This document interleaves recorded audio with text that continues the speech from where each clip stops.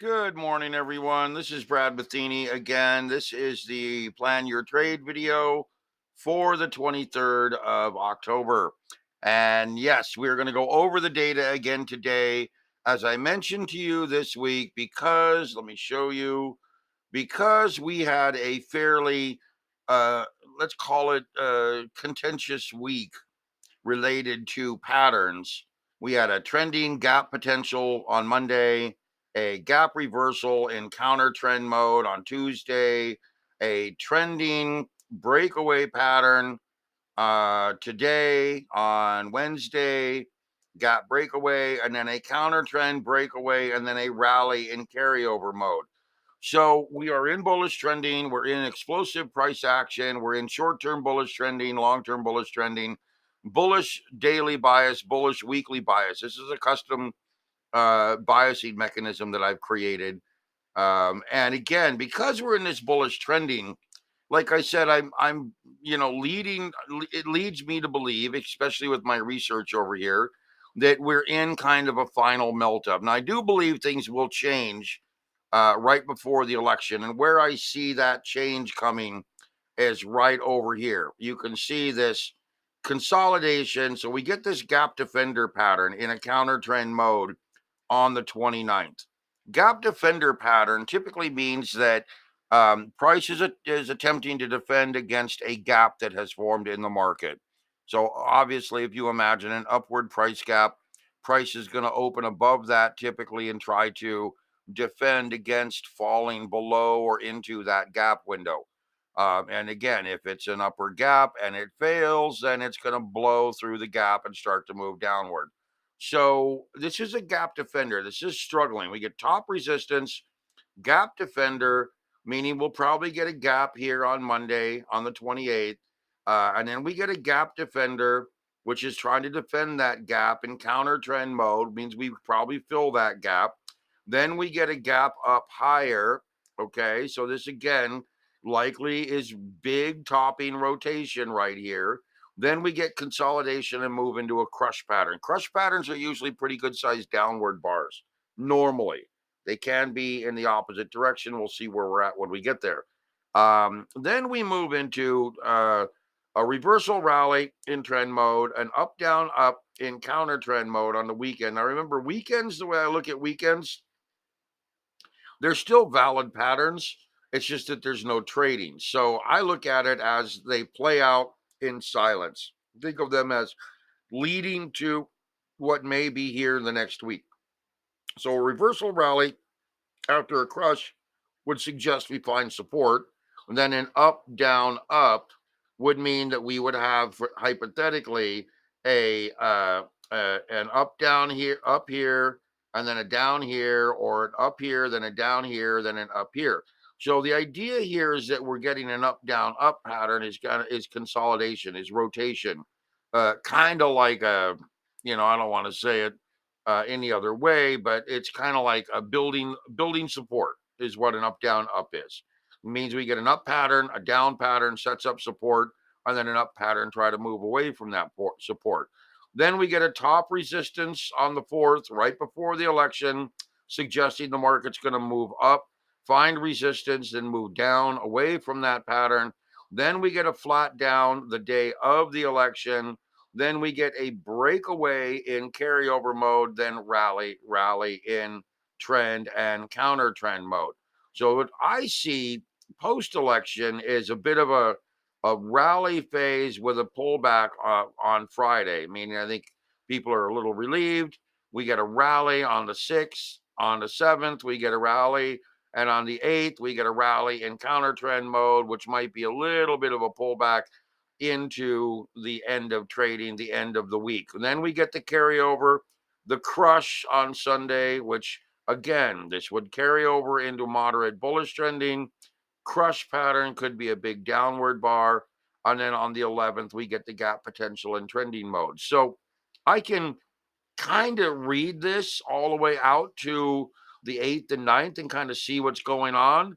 And again, this is where I can come out here and kind of predict what I think is happening. So, again, to those who don't understand what I'm doing, if you have this information and you followed these patterns for 4.5, 5 years like I have, and you realize, one of the first things that I did was I published 6 months worth of these patterns out on a public site, which I don't think I'm allowed to mention on TradingView, but anyway, I published it out on this site, uh, and it caught on. It caught on because I published 6 months worth of future data, and at first everybody kind of wrote me off like, who is this guy, whatever. And that's what happens when when I do it initially. When people first come to me, they're like, well, you got lucky. Well, I can predict, and I did, 6 months worth of data out on this public site, and month after month after month people were coming back to me going, wow, you're right. 3 months later, you're right, it did exactly what you said on this day. Now, granted, the patterns aren't 100% accurate. I wish they were. They're based on Fibonacci price theory, Gann, and Tesla techniques. Now, if you don't know what those are, I mean, I can tell you a little bit about them, but I'm not going to explain to you what I do, obviously. And the long and short of it, they are predictive. They happen. They do not change. These will not alter going forward. And I have them all the way out for the next basically 25 years, going all the way out. So again, whether you agree with what I'm doing or not, the whole idea is pay attention to how these set up, pay attention to how they play out. Even though they're not 100% accurate, even though price is the ultimate dictator of what actually happens here, what we're doing here is I'm trying to give people a heads up. And again, I don't know of anybody that can do this. If you can map out 20 years worth of daily price data in a candlestick type format, telling us what's going on with regards to trend, counter trend, carryover, and map out these patterns 20 years in advance, then go for it. Even try 60 days in advance. Map them out. Show them to me. Tell me what you think. Tell me what you think is going on. Let's see if you can do it. Okay. Because the bottom line is, I'm just trying to help people. And if you find value in it, great. I'm here to try to help. If you don't, then go find somebody else. It's that simple. Okay, so now what we're looking at here, not to waste anybody's time, is a gap breakaway in trending mode. Seeing as though we're in a bullish phase, and seeing as though I expect the markets to move a bit higher here, we're looking at this area, which I had indicated, remember, back here as a buy mode, expecting the markets to move a bit higher, selling into the end of the day today or early Monday. Or early the following day, Thursday, because tomorrow is a uh, breakaway in counter trend mode. I would probably suggest not carrying too much overnight tonight. In other words, if we get a good rally today and the markets rally up, I would suggest that we try to get out of the position. Remember, this is our rally bar here. Make it a little darker so you can see it. That's our rally bar. So there's kind of what I drew that I expect to see happen. And again, we're not anywhere near this price. So if I move it down here, we would be looking at some kind of a rally, maybe like this.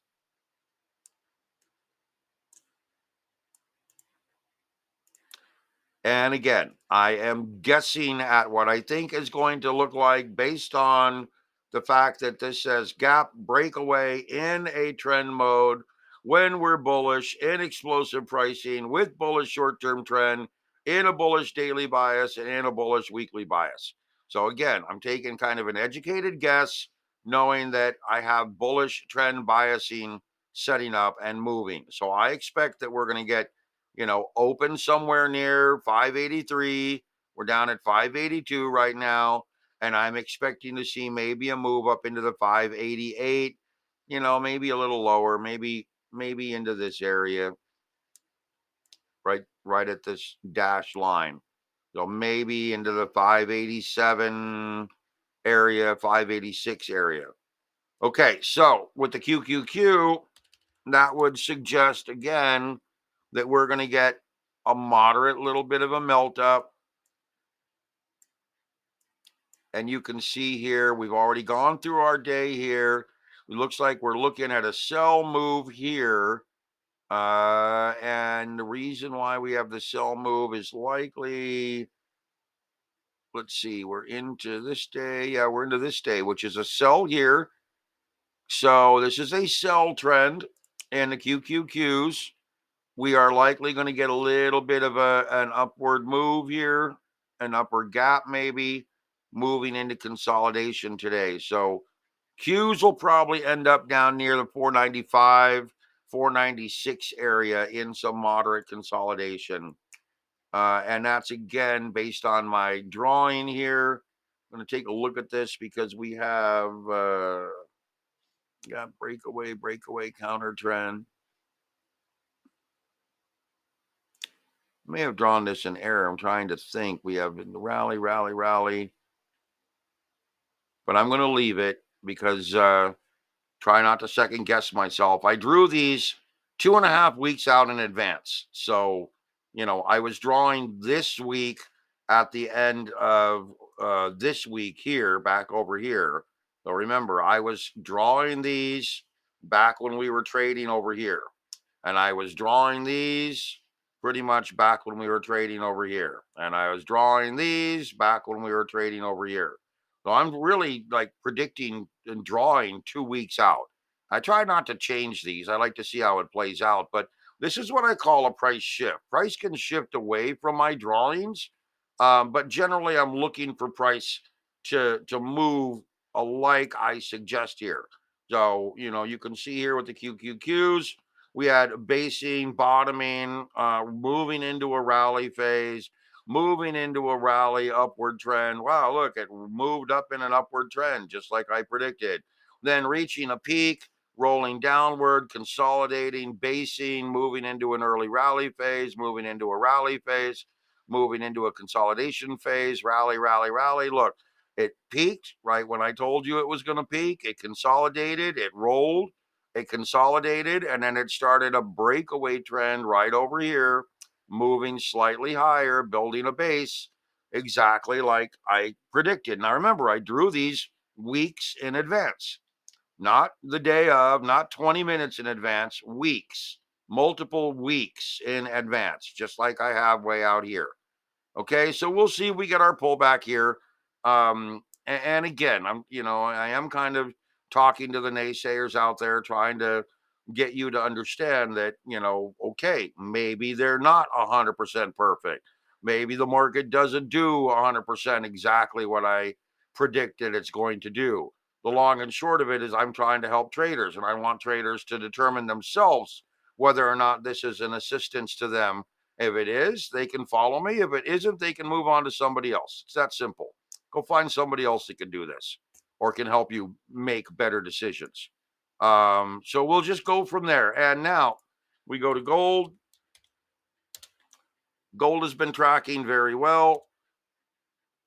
You'll see here that even though gold is a little bit off of my expectations, gold has been tracking very, very well. You can see we have this shift. I moved these lines down here as we shifted away from this move. You can see that we went through this deep pullback, which wasn't, I did not predict this deeper pullback here. I did predict this pullback and consolidation here.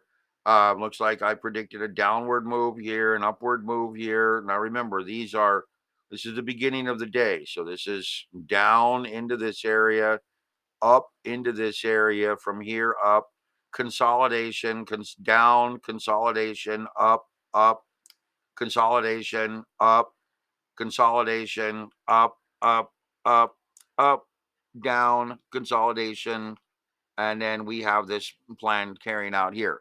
Now, the gold cycle patterns for today are a breakaway in bullish and explosive trending. Now, a breakaway pattern would typically indicate some sort of pretty solid move to the upside. And we are in that buy here mode, which was buy pretty much end of day yesterday or early today, which would have been gold. Let me spread this out.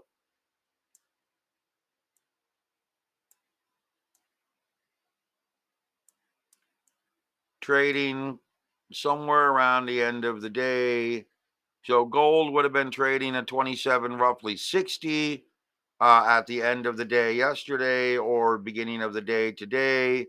And we are up to 27.65. We're rallying. As you can see here, I've already drawn this level. This is about what I would expect from gold today. Maybe not quite this high. Maybe right into this 27.84 area. So there's a good little target area for gold today. Still $20 higher from where we're at.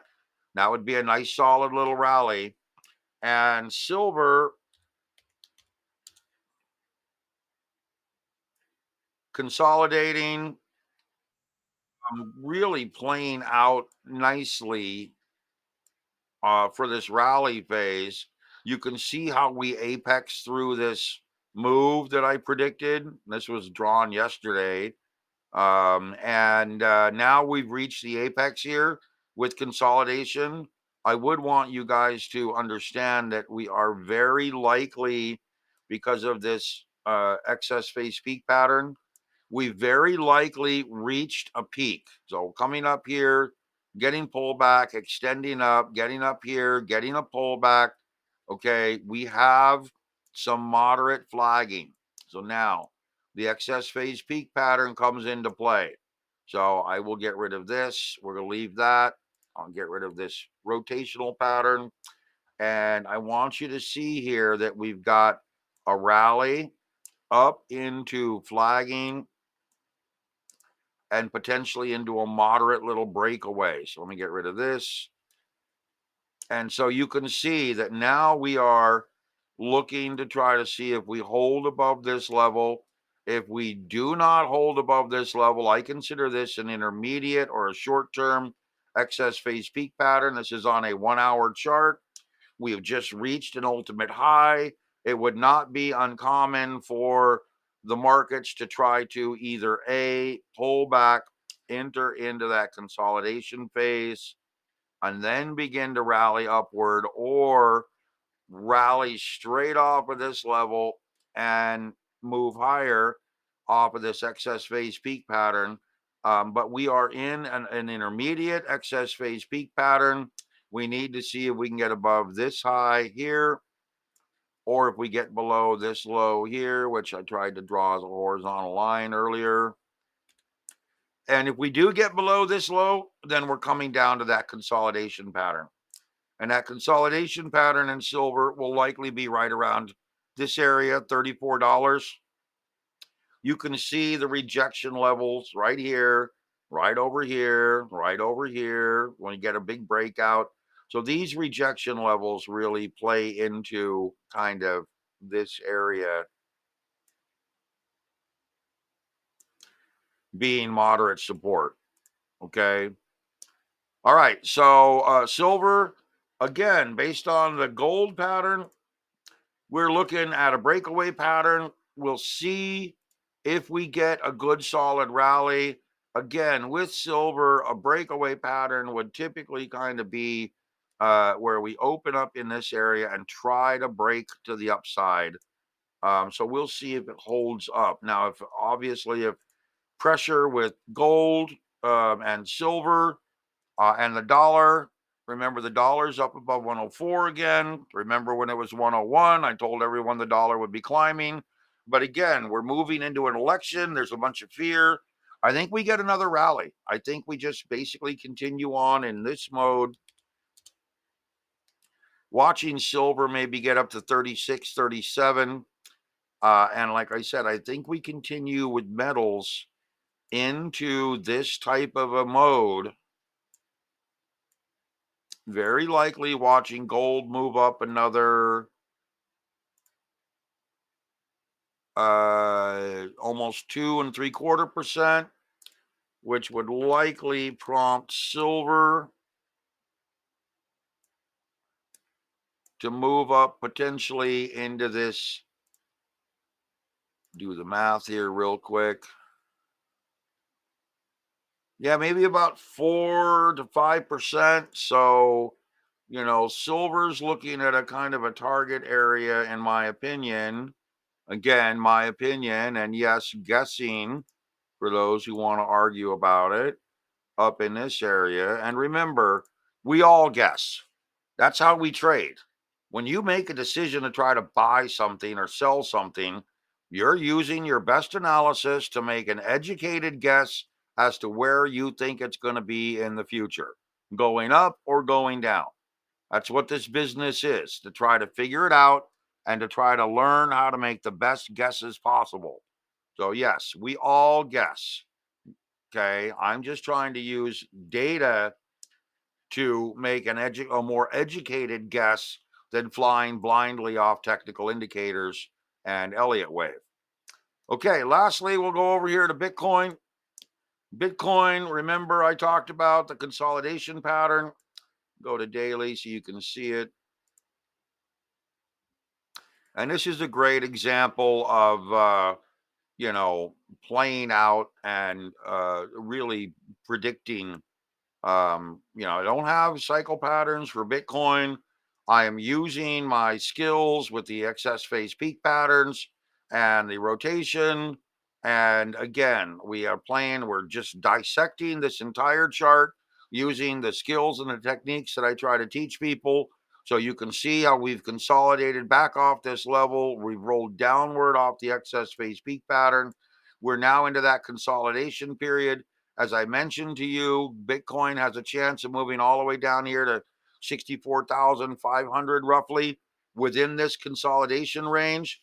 This consolidation range will typically last about as long as we had the flagging range here. So you're looking at, again, Bitcoin potentially ending this consolidation sometime between Saturday, November 2nd, and maybe Wednesday, Thursday, Friday, roughly around November 8th. We are going to stay in this consolidation range. We will likely get a hiccups, pull back down to the 382 level. So we can take a look here at this 382 level from rejection. 382 level puts us right here, 65,600. So we're going to come back over here, 65,600 roughly. Between roughly this area and this area.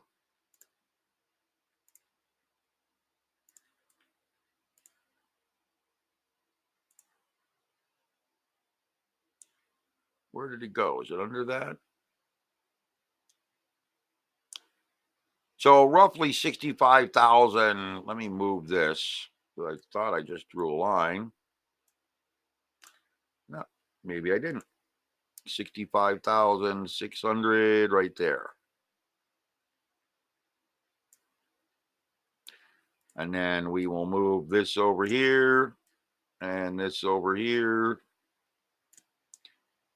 And that gives you kind of an idea. I would expect Bitcoin to try to find support in this area and then consolidate out into this range. So it's a pretty good pullback, but remember, we're in the midst of consolidation. And in consolidation and congestion, we're going to be rotating. Now, granted, it's a big range, 69,400 to 65,000, call it 700, 600. It's a pretty big range. That's $3,000-$4,000 range. So you can trade this very efficiently here. But we're going to stay in this consolidation until probably right before the election or right after the election, and then attempt to make a big breakout move.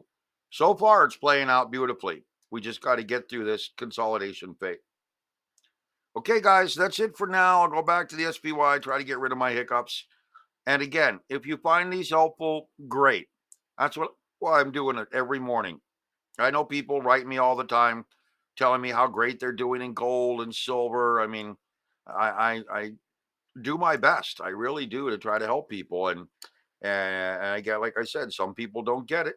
So that's okay. They don't have to get it. Let them move on, find somebody else.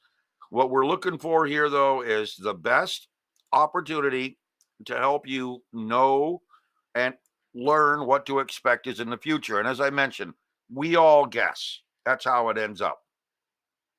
Nobody knows what's going to happen tomorrow. Nobody knows what's going to happen a week from now. Nobody knows what the news is going to be or even what the weather is going to be with any reality. But when you have a little bit of a guide like these, oops, it makes it a little easier to be able to kind of guess and see what might happen in the future. So I'm going to leave it there and have a great day, guys. Talk to you later. Go get some.